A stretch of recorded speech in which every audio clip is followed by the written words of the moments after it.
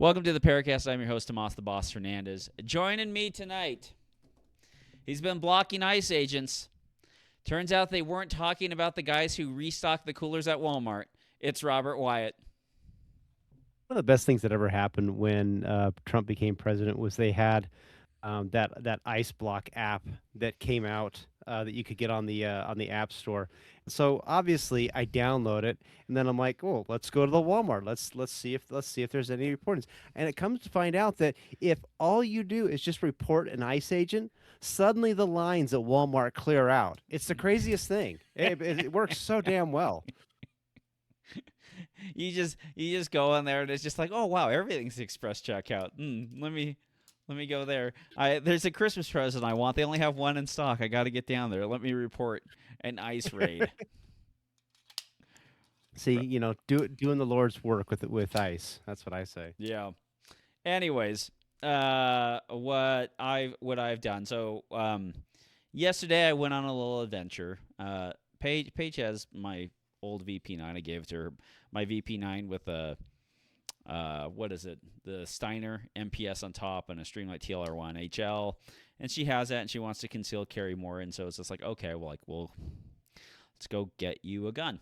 And so like I'm not a big fan of buying like the super small guns. Like I don't like it. Like a Glock 26 is about as small as I want to go. But we sat there, we went around, and I was like, all right, well, like for a little bit I had been talking about like the HKCC9 and the Glock 43 and 43X, and then I was just like, these things are just going to be snappy. Like, don't want to do that. So then we started looking at like, if she's actually going to carry it, like how small is it going to be? So we went out there and we looked at the 22 caliber, micro 22 caliber options, the Beretta 21A, the 21X. We tried to find a Taurus Tuck to take a look at. We looked at the 380 options on the market. And we basically knew that there were going to be two 380 options that were going to be available to us, which were going to be of decent quality. They both come in at the same price, $400 or whatever. And that was the Glock 42, the 6-shot Glock 42, and then the Smith & Wesson Bodyguard 2.0. So we sat there, we looked, and we literally spent 15 minutes, and Paige was handling both of them. Back over, would see like the Max. She would handle the Max. She'd handle the Beretta again. Michael just took the Beretta when we were done that 21A and just played with it off to the side for about 15 minutes because he's enamored with that little 22A.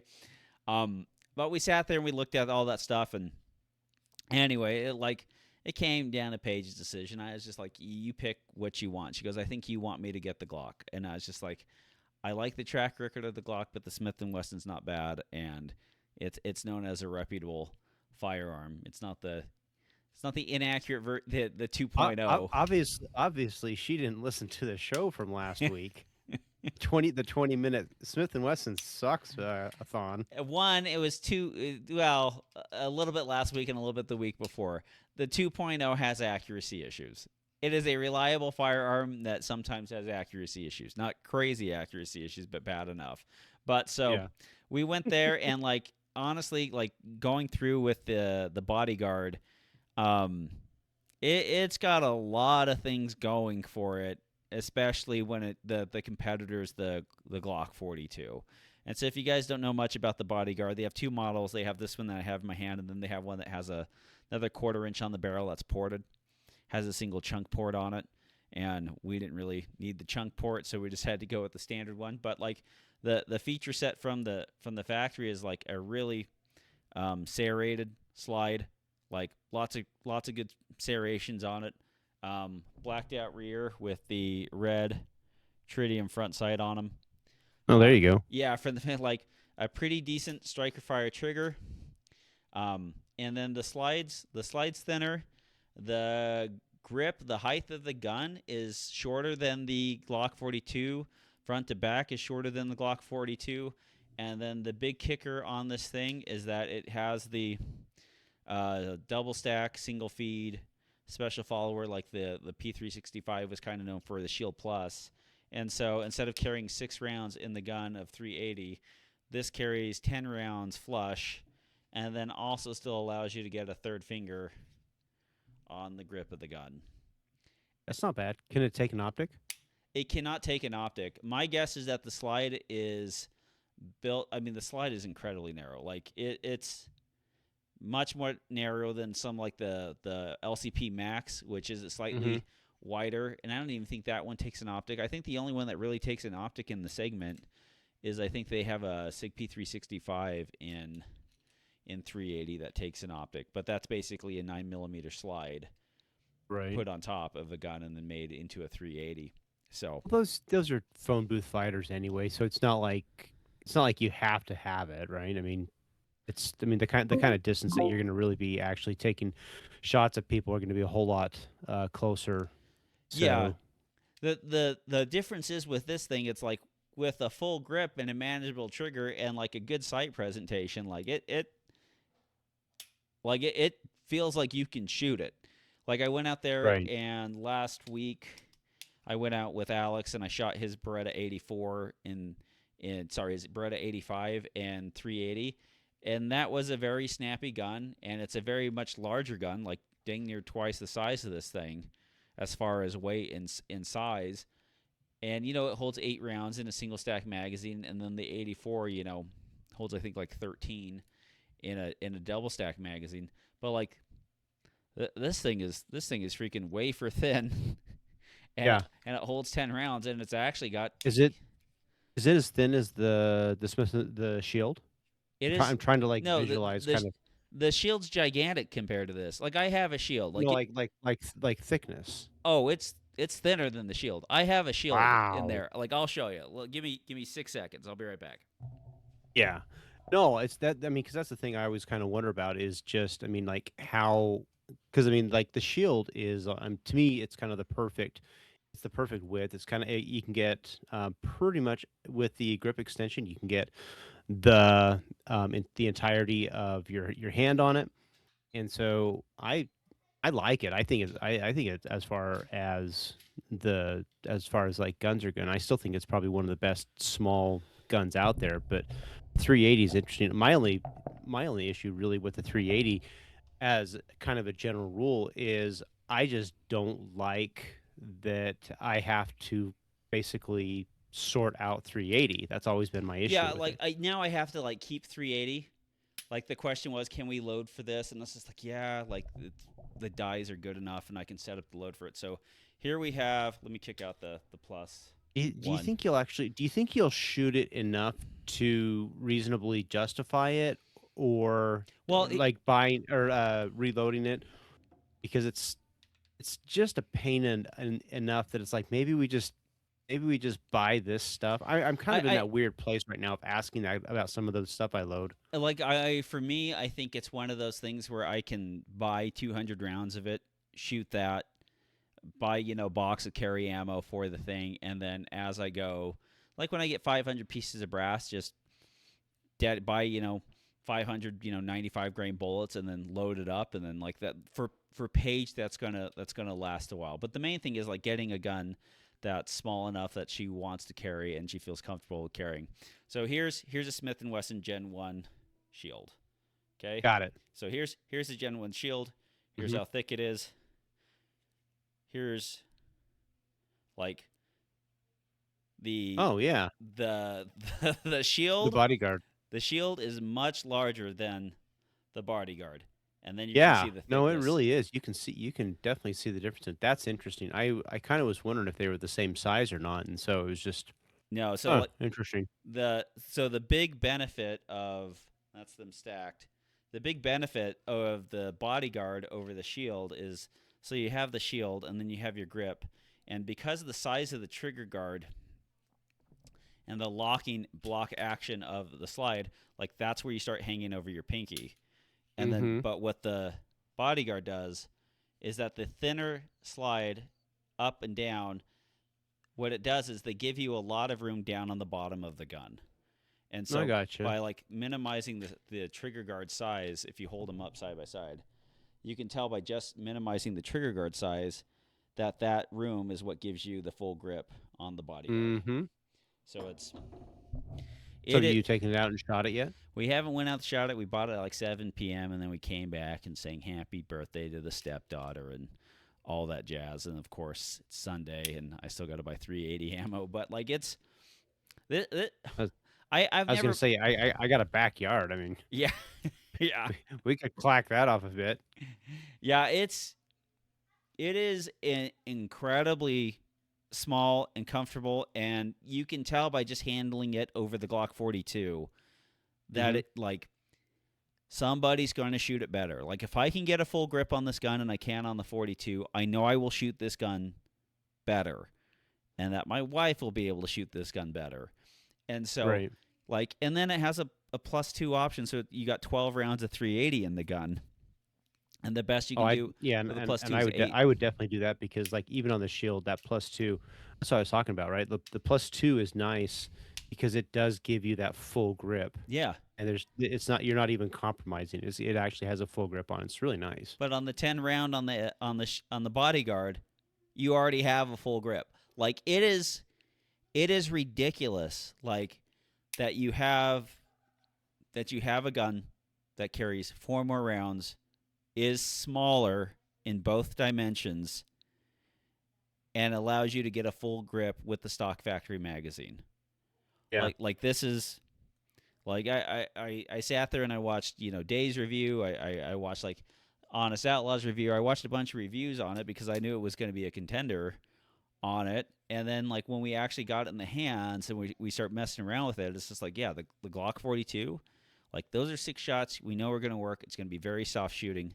But when compared to the Bodyguard, everyone starts talking about that. The Bodyguard is the softest and easiest to shoot, and like the smallest kind of gun that you can get, and like you can get Huh. decent 380 performance out of it. So it's kind of hard to say no to this gun. And honestly, like it's not a gun that's like this shield or whatever. Like it's not something like I want to hang on to and play around with and dry fire a lot. It doesn't feel very comfortable. It feels very top heavy. It doesn't feel very handy. And this thing is just like this thing's just like this little laser pointer, almost like pop gun. And like you just sit there and you go like, oh, like this is a pretty serious kind of little tool. And the other thing I was talking with Mike about is like James Bond had a gun that weighed 2.5 times this, was dang near twice the size, and it carried like 6 rounds of 380.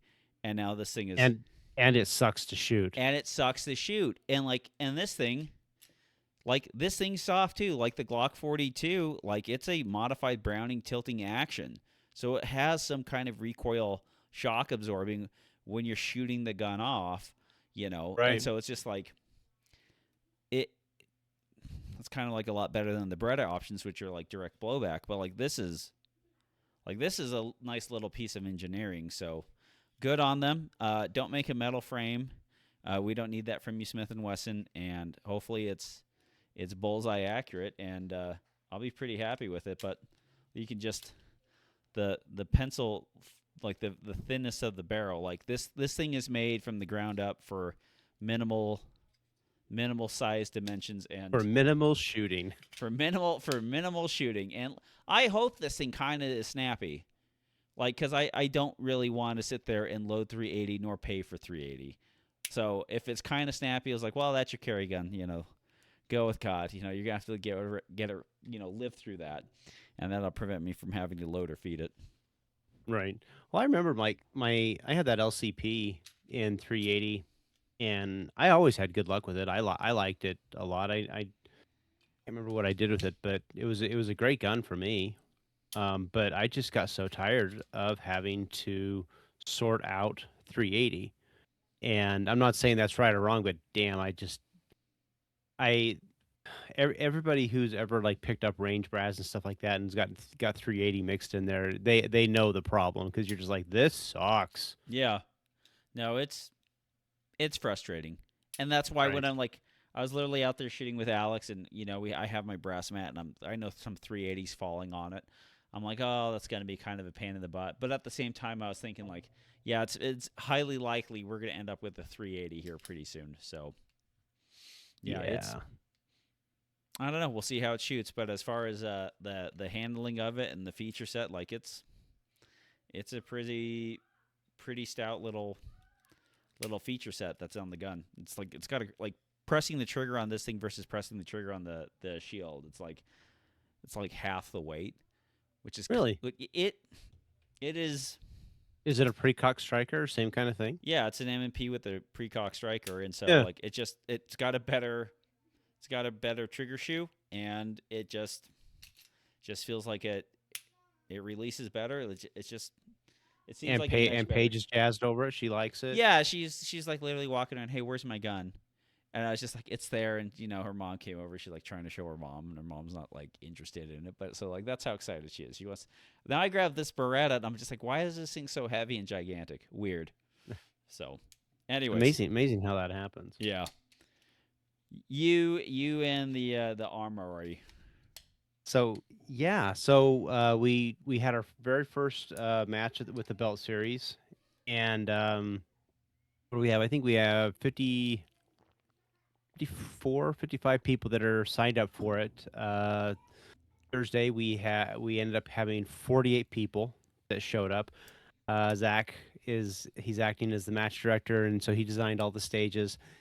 And it was fun. We learned a few lessons along the way, like don't have 2-string stages because Yeah. that kind of slowed the pace of the match down just a bit.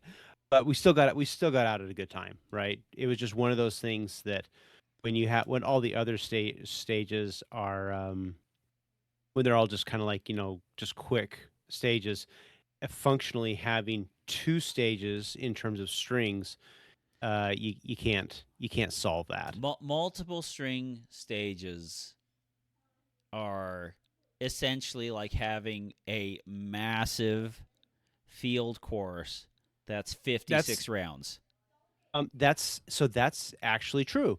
When we run the normal matches, I will do a 2-string stage because the other bay is running a 24-round field course. And so that combination seems to work because you'll have a lot more reset on the larger field course, but the 2-string will kind of get absorbed into that, and that's the big thing that we noticed, and we just didn't have that here, and that's fine, and that was fine because it was the first one, and everybody was kind of just learning from it, and I think, but yeah, dude, it turned out great. Yeah, I was very happy. I've been building walls out of 2x2s and whatnot, and we're able to use those for the first time. I've been investing in Coroplast to try and save those stupid walls. But I'm excited. I'm actually really excited. I was a little bit apprehensive, but I mean Zach is such an exceptionally talented stage designer and match director that, I mean, any apprehension that I had was, I mean, as soon as he had the thing up and running, it was just like, oh yeah, this is going to work out great. And the cool bit that we found out was as we were kind of getting everything all set up, Steven is like, oh yeah, by the way, we have a car that we could bring in. And I'm like, hello? And he's like, yeah. He's like, Brian, previous owner, they actually had a car, and I'm like, well, how do we get in? He's like, we just open up the doors and we can just drive it in. And so we're now going to be playing this game of basically we're going to figure out how to do 2 stages in 1 bay using the car. So somebody will like pull the gun out of the trunk, and then the other squad or whatever they'll be sitting in the driver's seat or something like that. Yeah. Something fun. But I'm so excited. We're gonna figure out how to make this series just something silly and fun. But it's been great. It's just been beyond fantastic. So last week we left you with your M&P doubts, and then how did we solve these doubts, and where are we now? Did we go group the gun? What have we done? I went and grouped the gun, and the gun grouped. It grouped just fine. But then I'm like, I felt so bad after last week's show. I mean, I'm like, okay, fine, I got this M&P, and I like the gun. But then I go and I group it, and it groups just fine. It has vertical stringing, which I suspect is probably more just me pulling the gun. But it's accurate. You're rested with the gun with a dot. Yeah. Okay. And so it is what it is. But since I was there, I grew I just verified the zero on my Shadow 2, and I was just like, oh, I like this gun better. And then I was like, no, no, no, I was gonna do it. And I talked to Kevin. He's like, no, you should do it because, like really crappy guns are better because they teach you things. And he's not wrong. Yeah, I like mean, it. Yeah, he's like not wrong. lightweight pistol, like shooting 50-ounce guns for a long period of time, and then go like everything's gonna feel like trash, and that you like something else better when you go to it. But like Right. difficult guns, like double single action, hammer fired, like hammer fired polymer framed pistols, like those are pretty hard. And then like your standard polymer pistol, like it's a lot easier now. They all got good triggers and they got good sights.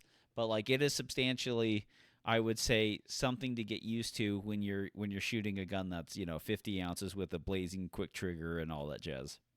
Right. Well, and so like I show up at the match and I was like, okay, I'm gonna shoot the M&P. And then I walk in there and Travis is like, so where's your CZ? I was like, I was gonna shoot the MP. And then Jory shows up and he's got his Shadow too.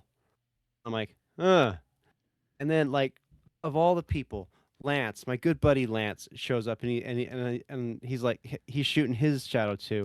And I'm like, I hate you. And he's like, why aren't you shooting a Shadow too? And it's like, Because it's a concealed well, carry belt series. That's why, and I'm a real man. Uh, and that's what I would have said if I didn't feel guilty, and so I went and got my Shadow 2 and I shot the match with the Shadow 2. okay. All right. All right. It, I is this what you're going to continue to shoot with? hell no. No, I've got a few more matches, so only 3 of them count, right? Yeah. But I've got a few more matches to actually decide what it is that I want to shoot. And I the coolest thing about the holster that I have, it's that MSP from Tier 1, where as long as you have the TLR1 Yeah. flashlight, since it frictions off that or whatever, you can basically dump whatever you want on it. And so that's what I ended up doing. But I don't know. I mean, I've got this handy P10. I think that'd be fun. Um, but yeah, it was the craziest thing, man. Like I was so excited for that MMP, and then man, that just took the wind out of the sails. Like it's if you have one that groups and you got a load that likes like it's perfectly fine. Like it'll shoot and it'll be reliable and it'll be a decent pistol that you can kind of split with. I mean, the resurgence as the M&P as like a USPSA gun has been pretty interesting to see. That Yeah. people have decided like that's the gun to go to, and they've shifted towards that gun. I'm like, yeah, it's fine, it's good. I think the hardest thing is just I just like shooting my shadows. And right, wrong, good, bad. I just like CZ. I just think it's a great gun. I like the M&P. I still think it's a great gun. Um, I don't know. It was just a weird bit, but we had this one stage where you're supposed to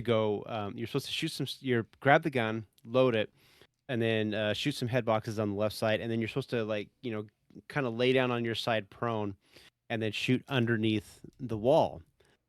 And I'm like, cool, I can do this. And I had it in my head. I'm like, this is how I'll do it.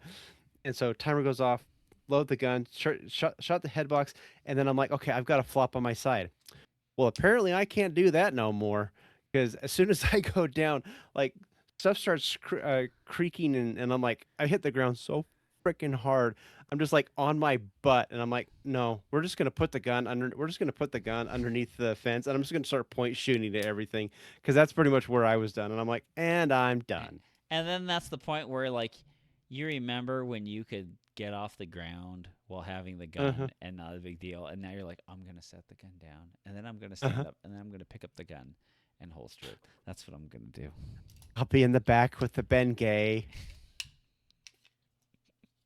But You you're just getting old. oh god, tell me about it. I definitely felt it in that moment right there. But Yeah. Got some interesting help about the bullet problem I was having. We're trying all three solutions. We're trying more velocity. We're trying to get the contricity of the bullet like seated properly so it's dead center in the case, and we're hmm also like seating it a little bit lower. So tomorrow after work, I'll head by the indoor range and see if I can get a proper solution to that thing. Because Oh, I took so I still have tons of coated bullets. I mean, easy. I've probably got 100 something thousand of those things, and I never I don't shoot them as much as I used to, but I had a whole ton loaded up, and so earlier in the week I had taken them out, and they had at the armory they had taken these banners and they'd put them over all the air handler vents, mm-hmm. and there's still air that's moving, but I went and shot a magazine through the gun, and like halfway through, I'm noticing that it's getting grayer and grayer and grayer, and it's like, what is that horrible smell? Like they had stopped the air so sufficiently that the smoke just Yeah, the coated bullets is basically just spinning around my head, and I was like, this sucks.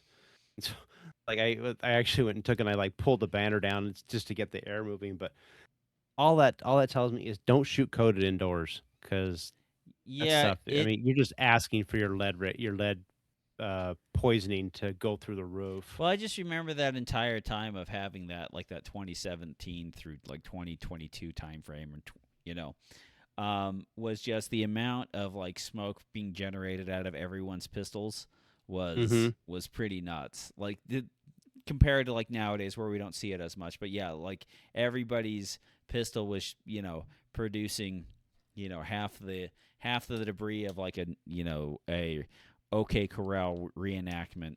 Um, Yeah, you and I started.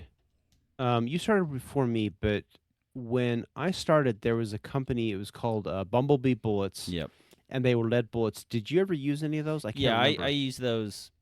I used those for a long time, probably like 2 or 3 years. I used just pure cast lead, no coating on them, just a hard cast lead bullet for Yeah, matches. And like, be thankful for what you have nowadays because those things were temperamental as all hell. Like, they're a good bullet, but like too fast, inaccurate.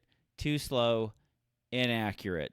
Um, and like, but if you gave them a rifling, they could bite into, and as you shot them, like they would be decently accurate bullets. But like it was definitely very powder sensitive, very. You really had to watch and make sure that you had a press that could actually flare the cases appropriately yeah. enough so you weren't skimming the bullets. But like, yeah, it definitely was a trial to get consistent good loads with hard hard cast lead bullets and the Lee Loadmaster. No, I because I was using the Loadmaster at the same time, and I remember him not liking Tight Group very much. No, it would. I struggled pretty hard with Tight Group. I had some success with Unique, Yep. but yeah, nothing beyond that for me was very good. Very very slow powders. It was happy with. Yeah, yeah. So like you could shoot like a 45 ACP in a lead bullet, and it would have been just fine. Yep. It seemed to be okay, but yeah, I hated that stuff so bad. Even coated bullets now, like I now I kind of just drew a line in the sand. It's like I will never shoot a coated bullet indoors again because of the amount of Of junk that's just come. Yeah. smoke. And I didn't pay that much attention to it until a couple weeks ago, or it's like 2 or 3 matches ago. And I shot some, and I came home, and like my throat was burning. And I'm like, what the heck was that? And it's like, oh, it's because you shot all the coated bullets. Okay, yeah, maybe only reserve that for outdoors. 'Cause outdoors is fine, you Yeah, know. outdoors is it's mostly fine. I mean, it's still probably better to shoot, a Total metal jacket bullet or something total like that. metal jacket or a plated bullet. Anyways, Yeah, and that's and I like that anyway. The prices at the place that I get them from are always quite good, and because I don't tell everybody where I get them from, I will continue to get good prices at those at places. at that place before they completely sell out. Exactly. Super safe. Yeah, dude. Okay, so I bought that AP5, And like first thing I did was I got on and from Lee Sporting, I bought their lower so that you could swap everything out. And just after Christmas, it finally came because it kind of had a back order or whatever. But I had the Super Safety from D's Nuts Tactical, which have to say, fantastic name, absolutely love it. Uh, but they had sent that over, and so this last week I go and I put I put it all together, and I got it all put together, and I try and I test it, and it actually will it works the safety works, the single shot works just fine. But then when I tried to when I put it into super safe, it doesn't actually reset. I'm like, well, crap. And so I tore the whole thing apart again, and I put a different trigger into it. Same problem. And at that point, I'm like, okay, I've done everything that they said except for taking it to the going to the range and just shooting it. And so Thursday, right before the match, I took it over there, and I had I don't know, I had like 60 rounds or something like that. And I was like, I'm just gonna go test this thing out. So I take it in the back and we'll load it up and put it in super safe, and it fires, goes single shot, and then like brah, single shot, brah. I was like, okay. And so I go back from there, and I ran through all of it, and it was kind of just doing that through all 60 rounds. Yeah. And I'm like, okay, it is resetting, but in the process, I also changed the recoil spring and I changed the extractor because when I bought the gun, they're like, yeah, you probably want to just do that. And I was like, hey, no problem in the world. But I was like on Reddit or something like that, and they said, yeah, basically some of the AP5 is one that you kind of just need to break in. And so I was like, cool. And I basically I brought it home, and sometime this week I'll be taking out about 500 rounds, and See we'll just if let it it rip, see if you and can actually break it in and see if we'll just it'll see do it. breaking in Yeah. because it will run, but it won't run as well as the full size AP5 MP5. Yeah. And so I'm God, this thing when it runs though, dude, Tommy, you got to shoot it, man. It's the coolest thing. I mean, it is so effing fast. It just rips them out. Yeah, I've shot I've shot a full auto a few times, a full auto full size MP5, and once or twice I've shot a full auto MP5K. So yeah, would be fun to do that. I mean, I would like to bring my registered SBR upper with my chote stock and everything, and then we can swap lowers and see how it goes, because that'll be pretty fun. Like they're soft shooting, but the super safe on the full size is probably the best experience. But the Ks are the cycle rate on the Ks is pretty quick. I think it's like 300 rounds more a minute than the full size. Yeah, Grand Thumb did a video showing them, and I was honestly that's why I wanted to do the super safe because it was just so much faster. And it's Yeah. like, is there any reason or value? No, hell no. Is it cool as hell? Hell yeah. Well, that's the only redeeming benefit of the submachine gun is its rate of fire compared to like a handgun. And so like, is there Hmm. redeeming values? Like, yes. Is that it makes the shotgun more of it makes the submachine gun more in line with the closer to the lethality of like the other multi pellet dispensing thing, which should be the shotgun. So like, yeah, it's pretty cool. Like, yeah, that's cool. I'm happy. I'm excited. I love them. And I get it, right? I totally understand the idea. This is like, 1980s or whatever technology, and I don't care. I Yeah, just don't care because it's the coolest freaking gun out there. nobody ever looked at the end of an MP5 and said it's old tech. Like it's like, yeah, on the muzzle end of it, Hmm. it's still a viable death dispensing device. So Yeah. The only thing I wish this gun had that it doesn't, and it's not a deal breaker for me, but I wish it had the extension so I could mount a suppressor to it. It's it would be nice, but that just means that I would have. I mean, I already have a gun that I can do that with, and so it's just my mentality of always wanting to stick a suppressor on everything.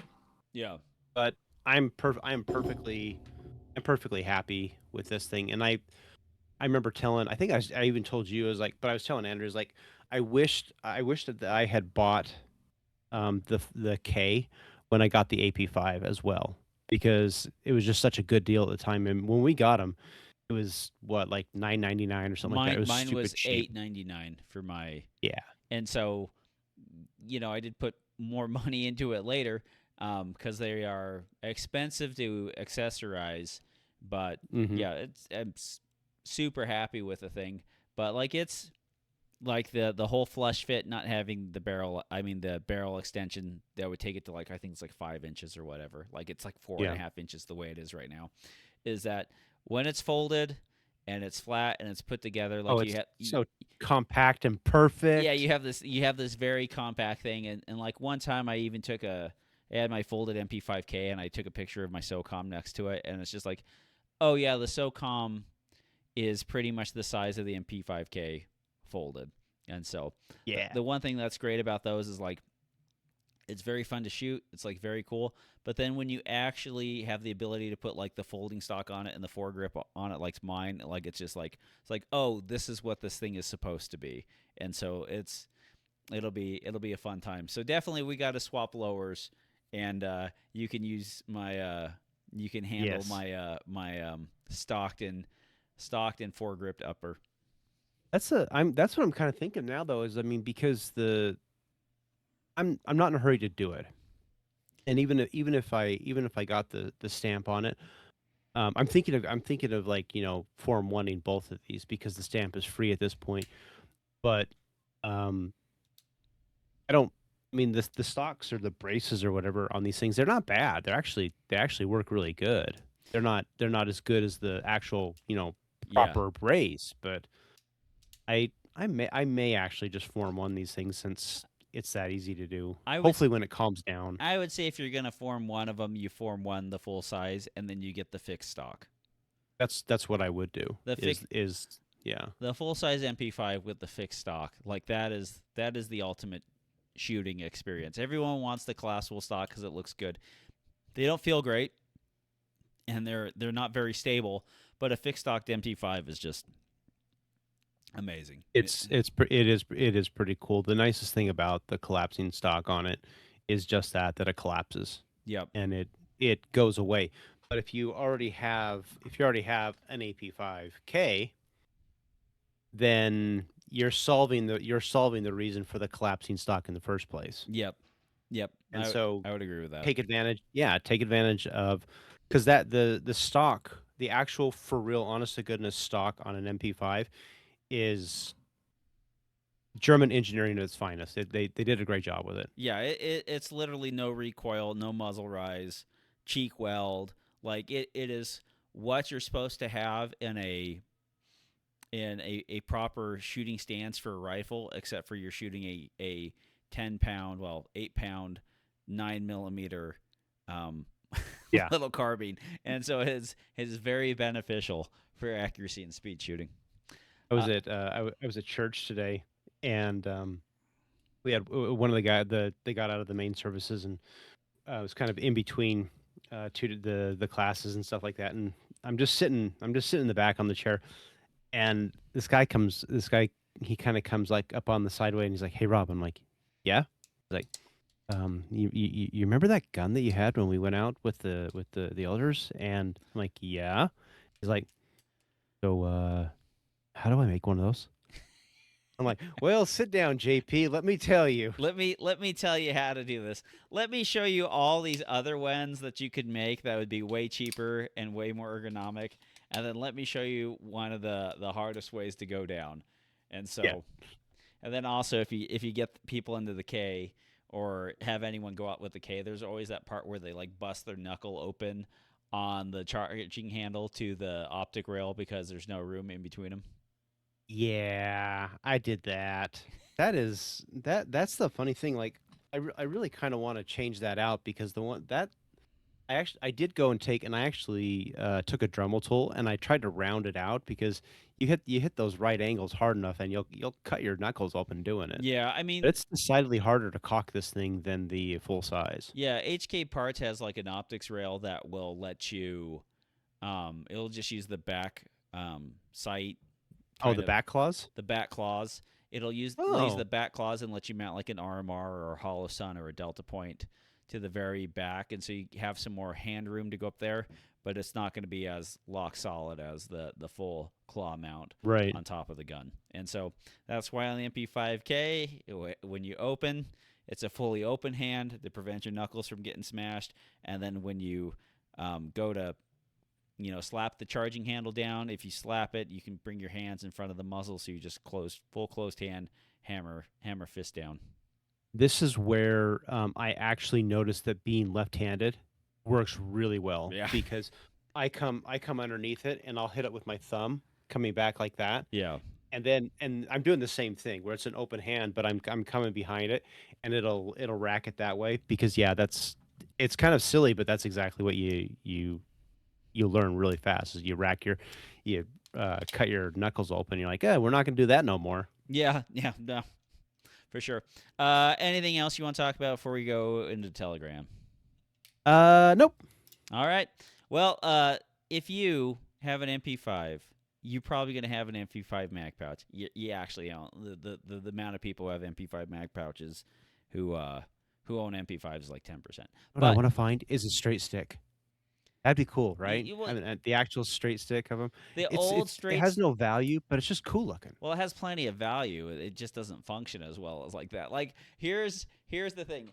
Tapered magazines are a lot easier to feed than the non-tapered magazines. And every For straight sure. magazine manufacturer that's come out or trying to make a submachine gun who've done it have gone through a lot of engineering to get those things to work, like the B&T magazines and all that stuff. Like that was engineered for that Yeah. MP9 and all that jazz. But I would say I would say this: get a couple magazine pouches. I have some X-Tac ones for my MP5. Throw those on a belt, but make sure that you put them on a belt that can handle the greatness. The Dominate Defense belt and the American Operator Gear belts. I have two of them. There's one.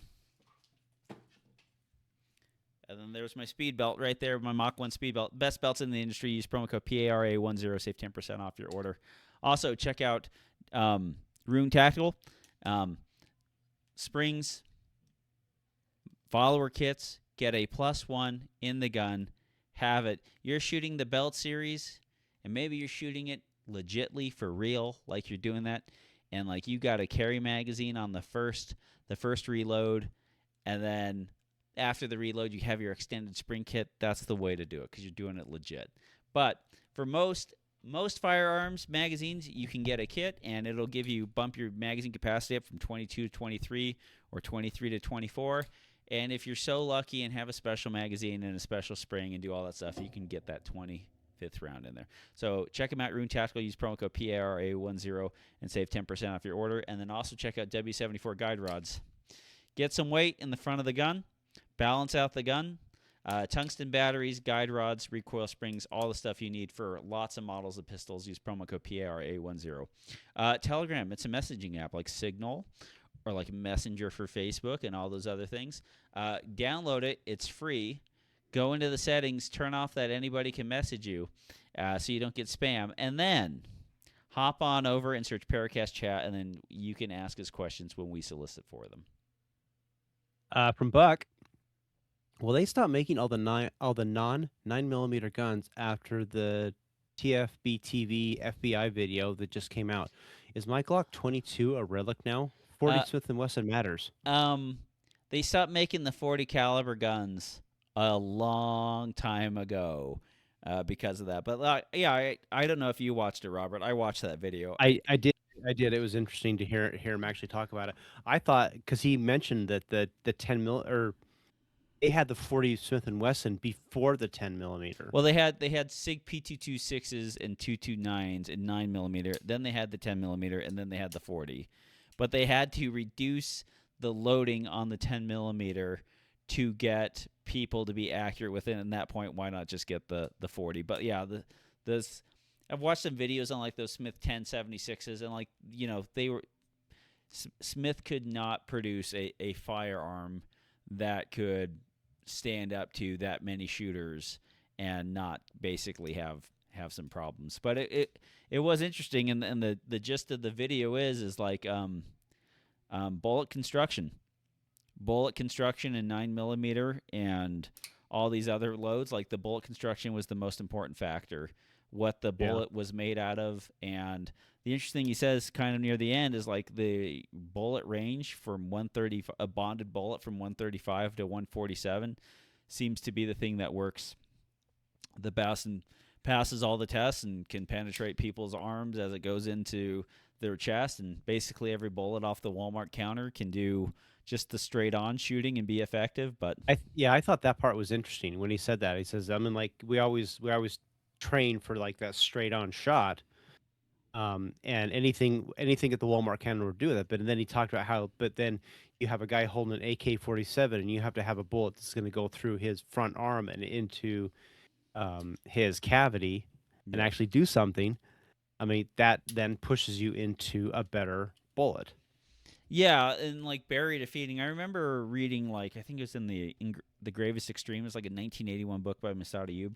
But he literally, when he was talking about bullet selection for um, duty or concealed carry, one of the things he brought up is that if you shot from the side of a person and shot through their shoulder, would it have enough power or penetration power to like hit something in the center of their chest and to hit something vital?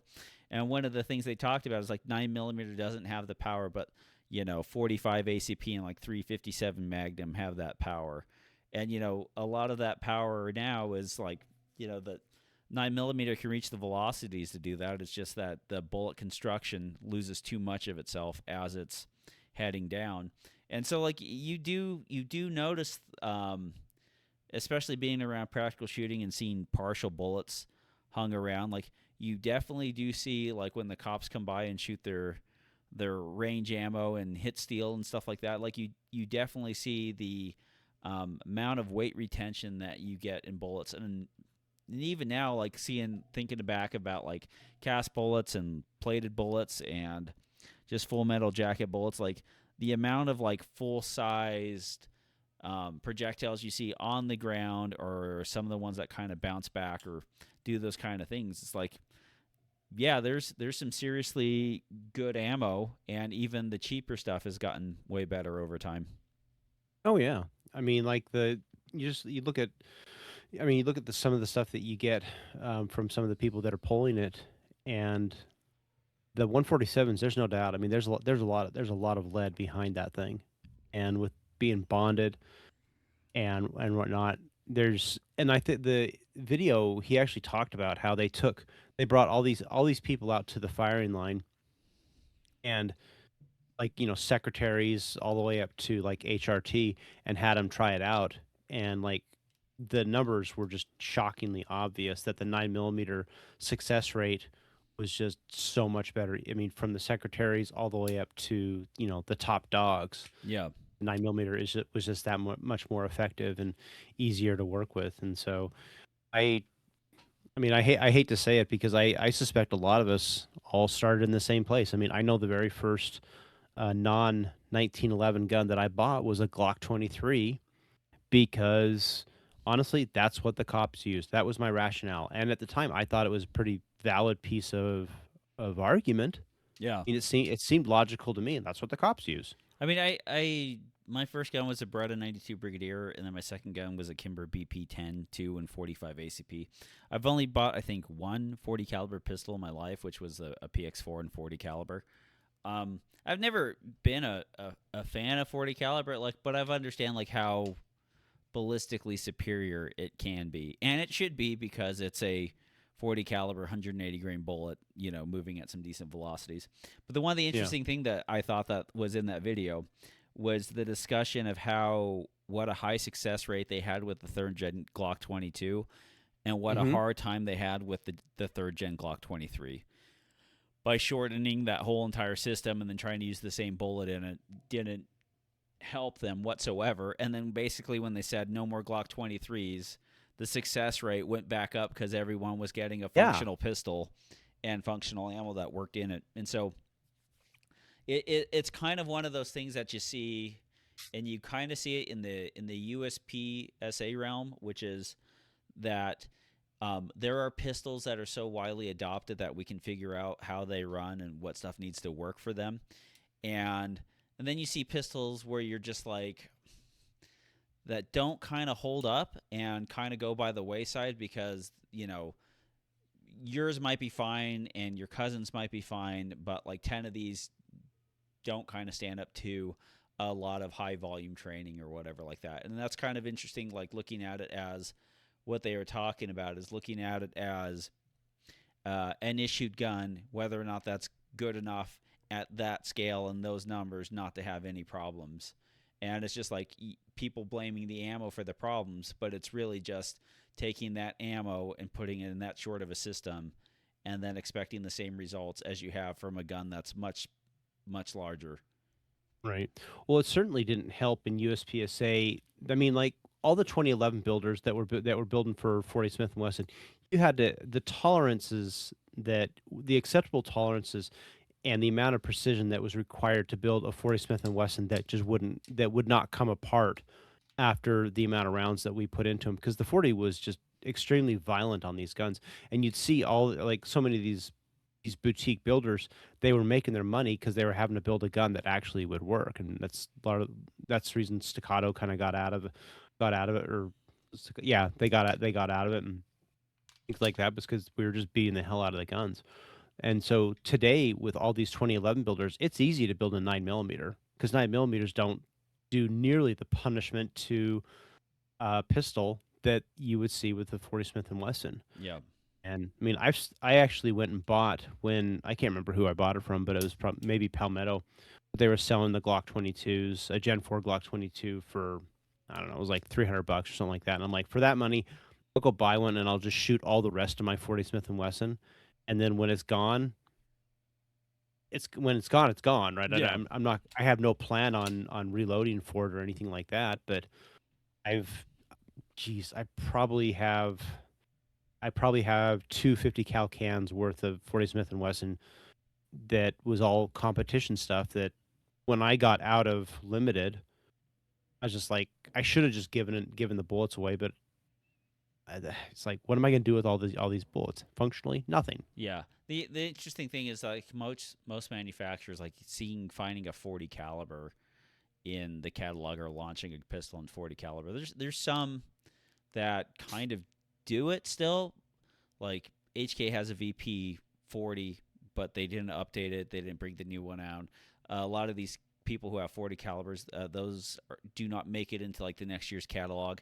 And when new launches of pistols, like you're not seeing them. Like Glock is, I saw a Glock 23 Gen V at one of the stores, and Glock will kind of do it because people kind of want it there, and they can make very few of them and still be fine. But like you're definitely seeing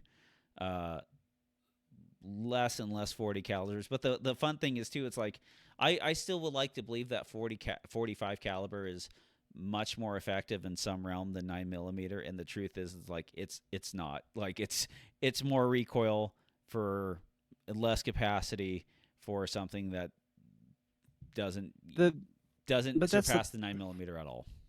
Right, but that's the problem. I mean, you're always going to have this myth and just this ethos that like 45 is great, and it's the same people who sit there and try and tell you that a revolver is still a viable is still a viable defensive tool. Yeah, it's not. The market and the world has moved completely on, and and all these people that are like, oh well, 9mm is so much better, but they're carrying a revolver, and they're like, well, it's because I can carry a little tiny gun. Well, bitch, you can carry this Bodyguard. That's a teeny tiny gun. This thing is and much smaller than a J frame. More rounds. It's much easier to shoot than a J frame. It has better sights than a J frame, and it carries 100% more ammunition than a J frame. Yeah, and I think that's the thing about it. And it goes in the pocket, it goes away. And if you come up to me and say, hey, I want to carry a revolver because I just want to carry a revolver and I like it, I'm like, rock out. That's totally fine. I have no issues in the world with that, like at all. But this whole idea of not accepting, like in everything that we've done in life, in the past 20 years, we've accepted that technology moves forward, but for some reason, people are like, "No, my revolver is the best thing since the 1900s." Like, nah, bro, times have moved on. You Yeah. should too. Same with the caliber. We used the 40 Smith and Wesson coming out of the 1986 shootout, and we learned a lot of lessons. And I'm glad that the 40 existed because it pushed us to a place of actually asking the question of, do we need this? Well, Is like this effective? it bridged the technology gap for bullets. Yeah, Because like yeah. a bigger bullet maintains more mass and more weight and has more penetration power, and it got us to the point where the 9 millimeter could finally catch up as far as bullet technology.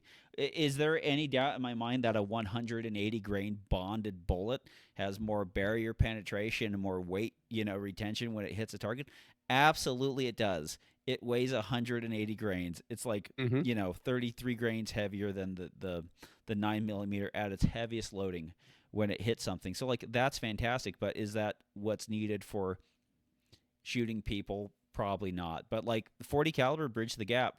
And there's still stuff like out there which is like I was sitting there looking around and like granted good on Smith and Wesson for literally having a display where you can handle the EZ, the Shield, the Bodyguard, and then the metal M2.0 like just without even going to the gun counter. It's all cabled in and you go around play with everything.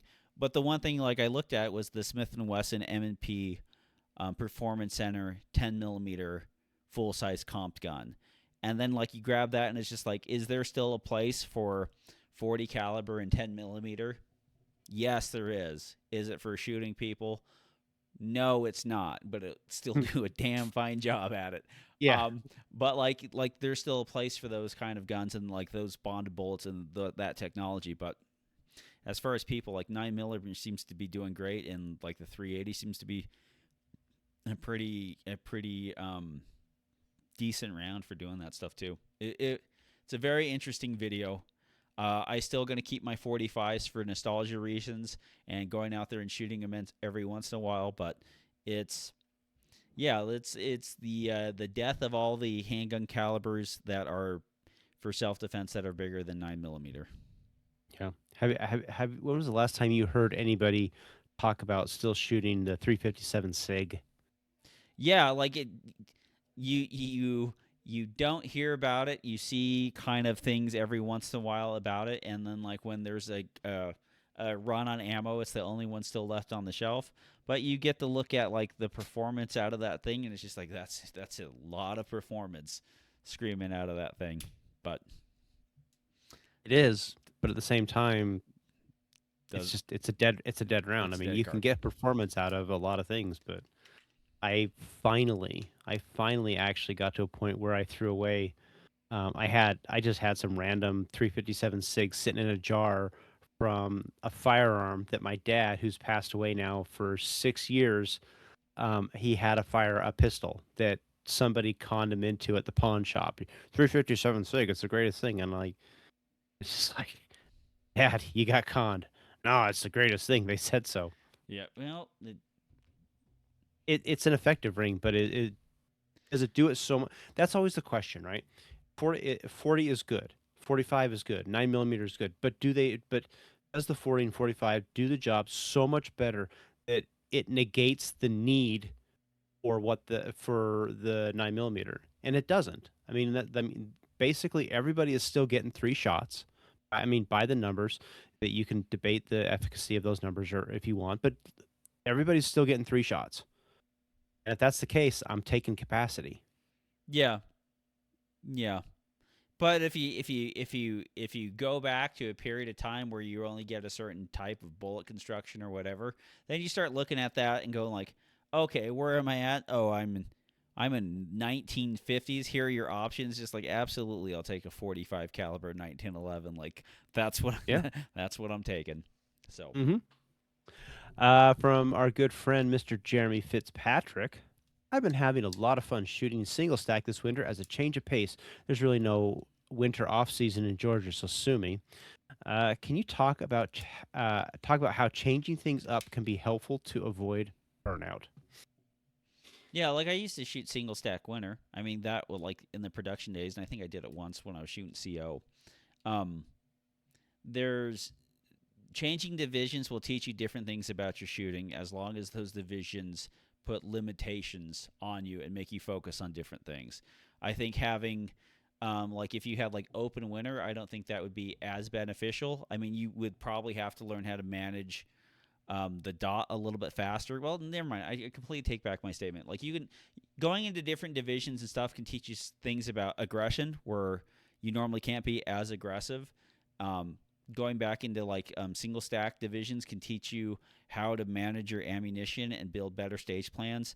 And the other thing that what I think is lost, if you struggle with performing your stage plan and you're in a carry optics or a limited optics kind of division, like a lot of us went back to when we had to sit there and shoot 10 round production or single stack, we had to have very complex stage plans as far as reloads and how to divvy up targets in arrays and shooting two razor at once or finding ways to split them up and then return to them. And so like when I went to carry optics, it was very easy for me to be like, oh, here's my reload. Shoot them as I run through them, kind of a thing. And I think like there's the precision that's needed in a locale division that can teach you a lot of stuff. So I think like yeah, it keeps everything fresh. And you kind of have a little bit more motivation to show up to the match, but it does benefit your shooting when you return to your division. I I like I like changing things up every once in a while, and I, honestly, 9 times out of 10, if I say I'm going to shoot another gun, I still bring the Shadow 2 because I actually still like shooting that gun. I mean, that's the gun that for me that's my Beretta in Tommy's case. Yeah. It's the gun that I'll always love, and I just enjoy it. But having said that, like right now, I'm kind of in an off season. Like the Saturday, we had a match at Slipsa, and honestly, I didn't go because it was cold. I mean, call me a bitch if you want, but it was 22 degrees at the house, and I'm like, I don't really. That's not fun to me right now. There was a time when it was. It's not right now, and I didn't even sign up for the match this week because I just don't. I'm not feeling it. But I mean, I would sometimes I'd bring out my MP5, I'd bring out my 45, my AR 45, and the coolest thing about doing that, I think, is just when you show up with a gun or a division that's not your division, it's like the weight of the world just kind of like comes off of you because you're just like, I'm just here to have fun.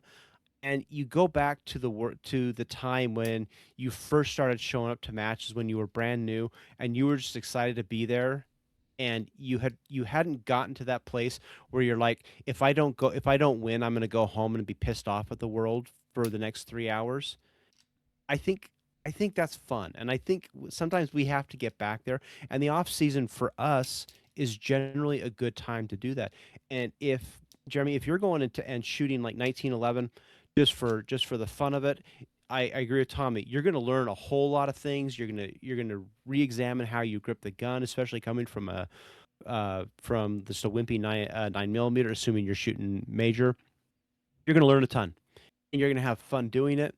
And I wish that I took my own advice more often because I don't. But I think it's absolutely a hoot to show up and do something different.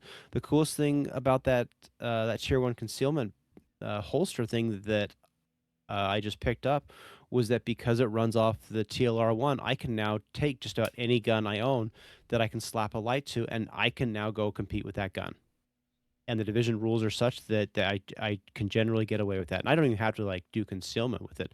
I just think that's just kind of a slick thing, Yep. and I love that. I mean, It is. even now, I'm just not like, oh, I could go shoot the P10, I could shoot my Glock 19, and it would all just work, and it solves the gear issue completely. I love it. I think it's awesome.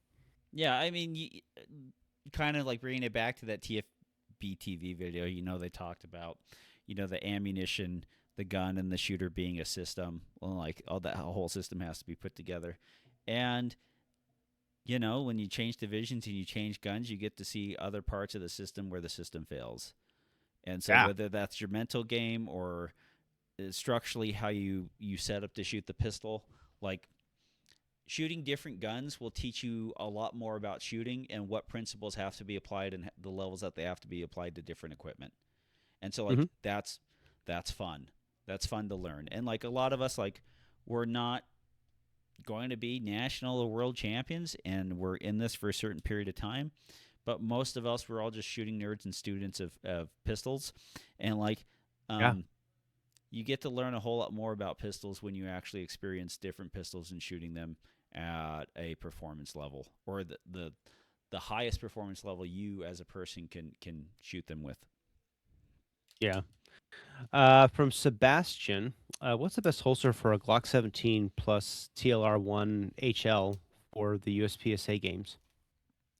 Um, I was always a big fan of the T-Rex Ragnaroks, but I think one of the lighter options that still works on something like a boss hanger is JM Custom Kydex. They have a pouch, like the outside of the waistband pouch, and it's $50. And then if you use promo code IAC, like it's another 11% off. So we're talking about like a $43 outside pouch. I Wow. have one for my P30 with the next 300 on it. And so like these pouches, they're just going to be shipped to you. I have like 4 or 5 of them. I have a USP and a Brig Tac and a P30 and all that stuff. And like, so you kind of get this pouch, and it's a well formed pouch. It does USPSA things, and it's very affordable, and it's a custom fit, and you're not getting into one of these um, overly thick or overly built or double layered or triple layered Kydex kind of things. You're getting something that's very light, works very well, has a proper fit, and you can use it with your USPSA equipment. So I think that's kind of the way to go. Like Red Hill makes a great holster, and those Ragnaroks were really over. They were very built up for like almost like a duty or like a hard range use, and the JM's not not junky or flimsy. It's just lighter kind of for what we use, and it reminds me more of a Kydex version of like what Ghost does. Like Ghost with their holsters, they use ABS. Like they don't even use Kydex. Like they use ABS Hmm. because it's cheaper to form, it's lighter, and then they can just attach their mounts for it because they know what their people are using those holsters for. They're using for competition. And Right. we have to remember that under engineering is a waste, and over engineering for what its purpose is also a waste. Yeah. No, I mean, like I said, I mean the tier one concealment, but that's more of a concealment holster. I like it just because of the modularity. But anything that you can find that'll run in TLR1, I think is probably great. I'd go with what Tommy said. The last question for him though is when are you going to make some more of the Paracast hats? Oh, fine, fine. I might have some time to do this. I shall put that on the list with the Ring camera that I was supposed to order last week, and we'll get to it. Don't get the ring because that comes with a subscription. Take No, a look. I'm just talking about the Ring light thing, Oh, so I can be oh yeah, illuminated. yeah. So I Yes, just don't have get that. two black blobs in my hand. If you would like to see me with two black blobs in my hand, subscribe to my OnlyFans. Um, anyway, Anyway, for Robert Wyatt, I'm Tom Nelson, bidding you peace, love, and soul as we depart to the open waters and the sea of life on a little tugboat we like to call the Paracast. good night, everybody.